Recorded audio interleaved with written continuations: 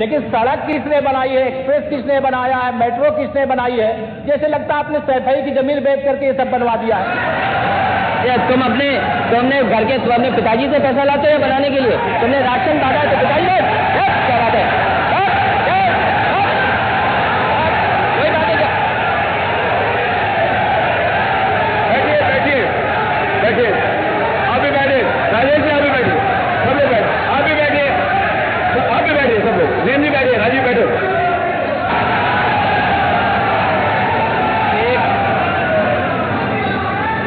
एक घंटे से अधिक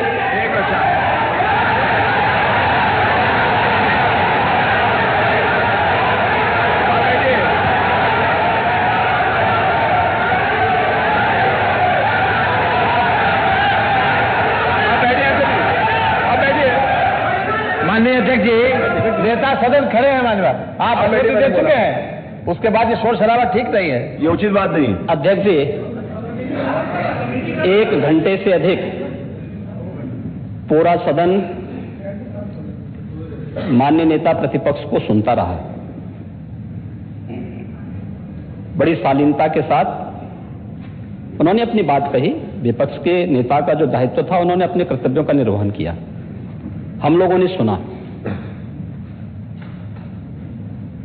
इस सदन में और सरकार के उप मुख्यमंत्री अपनी बात को रख रहे हैं, बीच में रनिंग कमेंट्री का मतलब क्या है? और दूसरा, एक सम्मानित नेता के खिलाफ असभ्य शब्दों का प्रयोग हो, तो शब्द का प्रयोग हो, तो ठीक नहीं है। और मैं बड़ी विनम्रता से कहूंगा नेता प्रतिपक्ष को कि आपको इतना उत्तेजित नहीं होना चाहिए।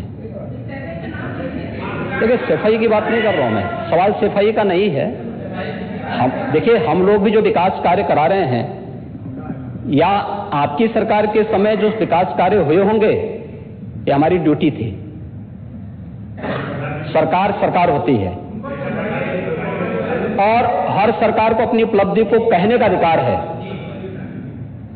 माननीय उप मुख्यमंत्री जी ने बिल्कुल सही कहा कि विकास, आपने कहा, आप विकास की जब चर्चा हुई तो उन्होंने जो बातें कही बिल्कुल ठीक ढंग से की थी। आपके यहां के दूसरे नेता या जब माननीय उप मुख्यमंत्री का यहां पर भाषण संपन्न होता, उसके बाद अपनी बात आप लोग कह सकते थे। लेकिन देखिए, मैं कल भी देख रहा था, कल माननीय वित्त मंत्री जी यहां पे जवाब देने के लिए खड़े हुए,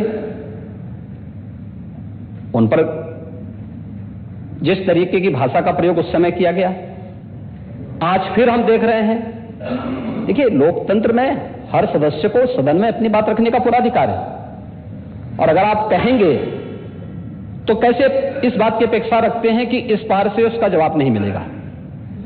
पूरे 1 घंटे से अधिक समय तक पूरा सदन और खासतौर पर सत्ता पक्ष से जुड़े हुए सभी मान्य सदस्यों ने आपकी बात को बहुत ध्यान से सुना। देखिए, सहमत होना ना होना अपना विषय है, नहीं, सवाल दूसरा नहीं। देखिए, सफाई भी इसी प्रदेश का हिस्सा। अध्यक्ष महोदय, सवाल ये नहीं है, मैं सुनने को तैयार हूं। अच्छा, मुख्यमंत्री बोल रहे हैं, सफाई भी तो इसी प्रदेश का हिस्सा है। नहीं, सफाई, देखिए, भाषा आप उसको बाद में बोल सकते हैं। देखिए, हमारी सहमति असहमति हो सकती है। देखिए, हमारी असहमति असहमति हो सकती है किसी बात पर, हम बाद में इस बात को करेक्शन करा सकते हैं। लेकिन तो मैंने शब्द का प्रयोग नहीं किया जाना चाहिए, और किसी भी असभ्य भाषा का प्रयोग नहीं होना चाहिए। और मैं माननीय अध्यक्ष जी से अनुरोध करूंगा कि अगर इस प्रकार की शब्दावली प्रोसीडिंग का हिस्सा बनी है तो कृपया उसको हटवा दें, क्योंकि ये गलत परंपरा होगी और मैसेज का देश के अंदर खराब जाएगा। हमें हमेशा इस बात को ध्यान में रखना होगा, सदन की मर्यादा का ध्यान हर हाल में बनाए रखना होगा। दूसरा, जब एक सदस्य बोल रहा हो तो सदस्य के बीच, और खासतौर पर उप मुख्यमंत्री बोल रहे हो, तो बीच में रनिंग कमेंट्री करना, बीच में धमकी देना, ये चीजें ठीक नहीं है। और मुझे लगता है सदन की मर्यादाएं इससे आहत होती हैं, कोई भी इसको नहीं स्वीकार करेगा। और मैं विनम्रता से कहूंगा माननीय नेता प्रतिपक्ष को, उनका सम्मान है, वे सबसे बड़े विपक्षी दल के नेता हैं, और मुझे लगता है कि इस मर्यादा की अपेक्षा केवल सत्ता पक्ष से ही न करें, विपक्ष भी उस मर्यादा का पालन करेगा। तो दोनों का सम्मान बना रहेगा, और ये सम्मान दोनों का बना रहे। देखिए, सहमति और सहमति लोकतंत्र की ताकत है। या आवश्यक नहीं, हम ये नहीं कहते हमारी बात से सहमत हूं, या मैं ये भी नहीं कह सकता कि मैं आपकी बात से सहमत हूं। जब मेरी बारी आएगी, मैंने तो पूरे 1 घंटे तक आपकी बात को सुना। मेरी बारी जब मेरे दल की ओर से मेरी बारी लगाई जाएगी, मैं उस दिन अपनी बात को यहां पे रखूंगा। मैंने आपके पूरे भाषण को इसीलिए सुना ही नहीं, प्रोसीडिंग मंगाऊंगा, फिर देखूंगा, उसका पूरा जवाब भी दूंगा यहां सदन पे। और मैं उम्मीद करूंगा कि सभी विपक्षी नेतागण उस दिन यहां पर हमारे बात को भी सुनेंगे। लेकिन एक सरकार के वरिष्ठतम नेता में से एक और उप मुख्यमंत्री, जो लगातार दूसरी बार उप मुख्यमंत्री हो रहे हैं, उनके द्वारा अपनी बात को रखा जा रहा हो, मुझे लगता है शालीनता से हमें सुनना चाहिए। अगर हमें लगता है गलत हो रहा है, देखिए बहुत सारी चीजें, अगर हम भी इस बात को कहते, बहुत सारी चीजें नेता प्रतिपक्ष भी ऐसी थी जो आपत्तिजनक हो सकती थी, हमने सुना। नहीं, हमें जो स्वीकार करना होगा वो स्वीकार करेंगे और उसका जवाब देंगे भी, लेकिन बीच में इस तरीके की उत्तेजना दिखाना उचित नहीं है। देखिए, माहौल इससे खराब होता है, अनावश्यक रूप से बाहर मैसेज खराब जाता है। हमारे बारे में टिप्पणियां होती हैं, सदन के बारे में टिप्पणी होती है, हर एक सदस्य की मर्यादा भंग होती है, और सदस्य की इसका सम्मान बाहर तार तार होता है, पब्लिक में इसका मैसेज खराब होता है, और इस प्रकार की शब्दावली का प्रयोग न हो। और अगर ये तो शब्द का प्रयोग हुआ है, तो मैं आपसे अनुरोध करूंगा कि कृपया इसको सदन की प्रोसीडिंग का हिस्सा कतई न बनाने दिया जाए, क्योंकि ये आने वाले समय में नजीर बनेगा। फिर यही होगा जो इससे पहले इस सदन में होता रहा है, उस चीज को हर हाल में रोकना होगा। और मैं आपसे विनम्र अनुरोध करूंगा कि ये रनिंग कमेंट्री, बीच में धमकी देना, ये चीजें बंद होनी चाहिए। अच्छा होगा कि कार्रवाई को दिखवा लूंगा। धन्यवाद। मैं कार्रवाई को अध्यक्ष महोदय, जो बात अगर नेता सदन ने कहा कि कोई अनपार्लियामेंट्री लैंग्वेज या वर्ड्स आए तो उनको निकाल दिया जाए, मैं भी सहमत हूं। लेकिन मेरा अध्यक्ष महोदय वही निवेदन ये भी है कि किसी को पर्सनल नहीं कहा जाना चाहिए।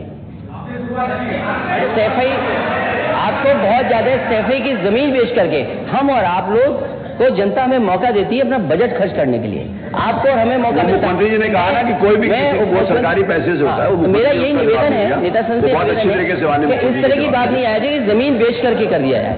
माननीय केवल मैंने ये कहा था कि जो आपके जिले के लिए जो 4 लेन बनी थी वो किसने बनाई थी? माननीय उप मुख्यमंत्री जी। क्या बात है? माननीय ध्यान दें सब लोग।